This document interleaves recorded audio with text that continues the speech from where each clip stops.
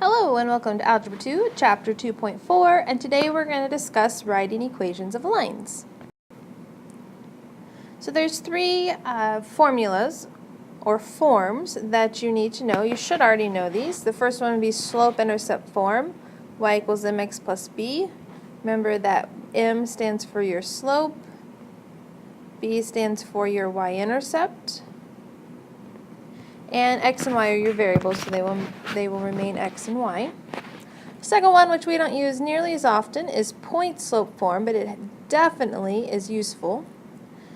So m is still your slope, and then x1, y1 is your point. Since it's point slope, there is your point. And in case we need to find slope, because notice both forms do use slope, and if you don't have slope, you might need to find your slope, and you have your slope formula. M equals y2 minus y1 over x2 minus x1.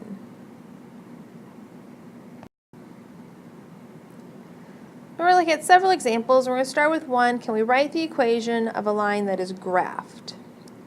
So really, the easiest form to write into is slope-intercept form. Okay?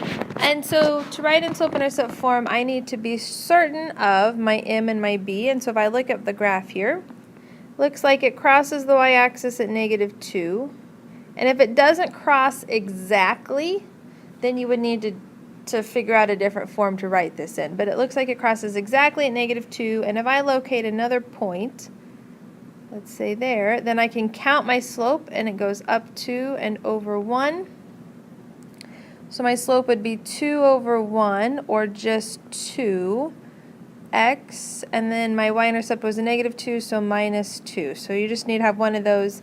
It doesn't matter how you write that slope there.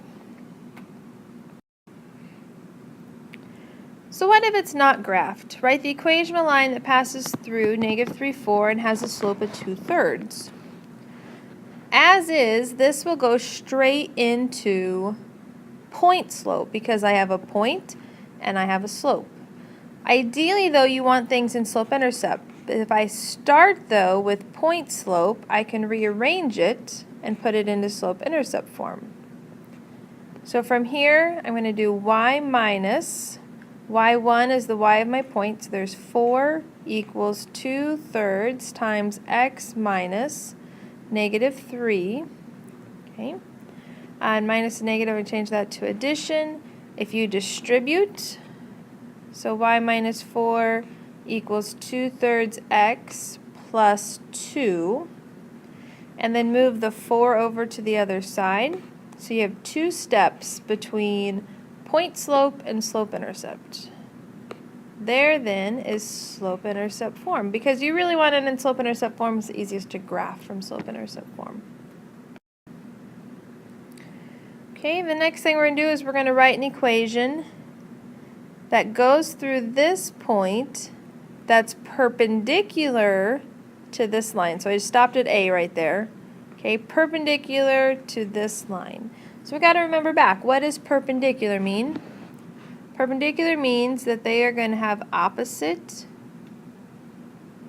reciprocal slopes. And while we're at it, we'll go ahead and say, what does parallel mean? They are going to have the same slope. So looking back at when we discussed slopes. Luckily, the equation that we're perpendicular to, this one down here, is in slope-intercept form, so I know its slope is 2. So for A, I'm going to use a slope that's perpendicular to it. So an upside down T there is a symbol for perpendicular. That just tells me I'm finding my perpendicular slope. Opposite reciprocal of 2 is -1/2, and I have a point. You can again go into point slope form since I have a point and a slope. So that's going to be y minus -3 equals m times x minus x1. And if I want to put it into slope-intercept form, change 3 equals distribute plus 1. Okay, right? Negative times negative. And then move that constant over. There we go, we are in slope-intercept form. Okay, so that's the one that's perpendicular. It has the opposite reciprocal slope. If I wanted to do one that's parallel, I'm just going to use the same slope as what the equation that I'm parallel to. Again, I have a point. So I'm going to show you a different way. If you don't want to do point slope form, you can do slope-intercept form. And for slope-intercept form, you have to have m and b. You have m. I'm solving for b. Use your point as your x and your y, so that we get -3 equals 2 times 2 plus b, and we're going to solve for b. So 4 plus b, subtract 4, -7 equals b. Once you get b, write your equation, y equals 2x minus 7. Okay. Whichever way you're more comfortable with, either starting with point slope and rearranging, or slope-intercept, solving for b, and then writing it back in slope-intercept form. Next thing we're going to talk about is direct variation, which you might not be as familiar with. But direct variation, y varies directly with x. The more hours you work, the more money you make. That is a direct variation.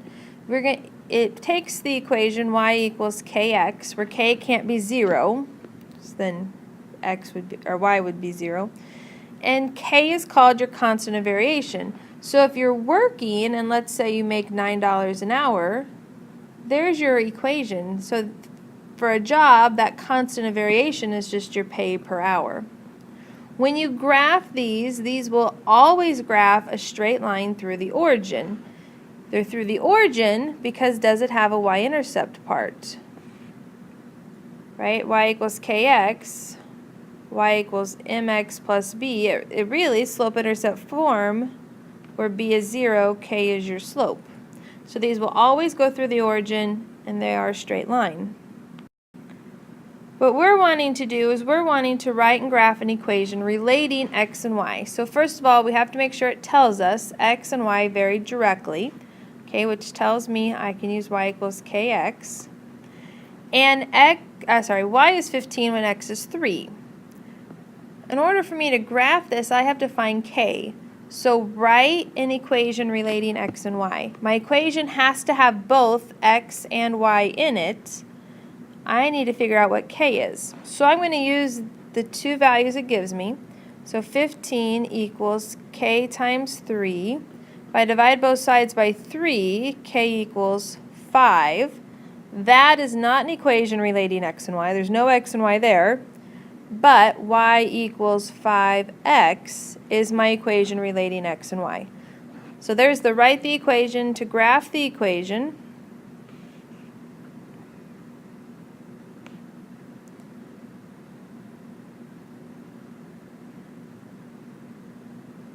Said it always goes through the origin, so we're going to start at the origin. I'm just going to do my slope up 5 over 1. I didn't count high enough, so I'm going to go down 5, back 1.